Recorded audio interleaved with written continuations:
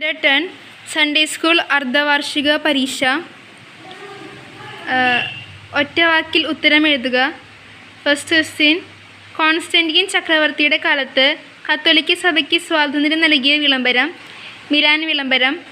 ആദിമ ക്രൈസ്തവർ സ്വീകരിച്ചിരുന്നത് ആരുടെ പ്രാർത്ഥന മാതൃകകളാണ്? ഉത്തരം യഹൂദരുടെ. ആർസിലെ ജനങ്ങളെ വചനപ്രഘോഷണം, കുമ്പസാരം, മറ്റു കൂദാശകൾ എന്നിവയിലൂടെ മാനസാന്തരപ്പെടുത്തി വിശുദ്ധനായ വൈദികൻ ജോൺ മരിയ വിയാനി.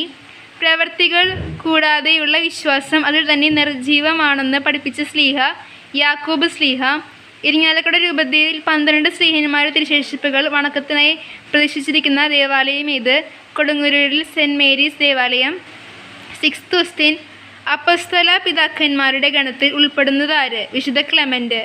ഹൊസൂർ രൂപതയുടെ മെത്രാൻ മാർ സെബാസ്റ്റ്യൻ പൊഴുളിപ്പറമ്പിൽ. സഭാ സമൂഹത്തിലെ കൂട്ടായ്മ നിലനിർത്താനും ശക്തിപ്പെടുത്താനുമായി ശ്ലീഹന്മാർ നിയമിച്ചത് ആരെയാണ്? ഡീക്കന്മാർ. സിൽച്ചാർ മിഷന്റെ സ്വർഗീയ മധ്യസ്ഥൻ വിശുദ്ധ പൗലോസ്. പരിശുദ്ധാത്മാവിന്റെ വീണ എന്നറിയപ്പെടുന്ന വിശുദ്ധൻ വിശുദ്ധ അപ്രേം.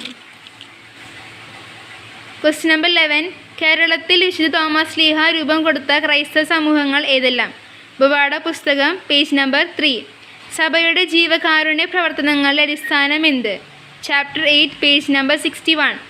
മാർക്കോസ് 16:15-16 ഉദ്ധരിക്കുക. ധൂപപാഠം, പേജ് 9. 14th question. സേവനത്തിൻ്റെ പ്രേക്ഷിതത്തിലൂടെ വിശുദ്ധ മദർ തെരേസ ഈശോയ്ക്ക് സാക്ഷ്യം വഹിക്കുന്നവരായി മാറി. എങ്ങനെ? ഇത് ചാപ്റ്റർ 7, പേജ് നമ്പർ 54. വിശുദ്ധ കുർബാനയിൽ പങ്കെടുക്കാൻ കടമുള്ള തിരുനാളുകൾ ഏവ? ഇത് ഈശോയ്ക്കൊപ്പം നമസ്കാര ബുക്കിലെ ക്വസ്റ്റ്യനാണ്.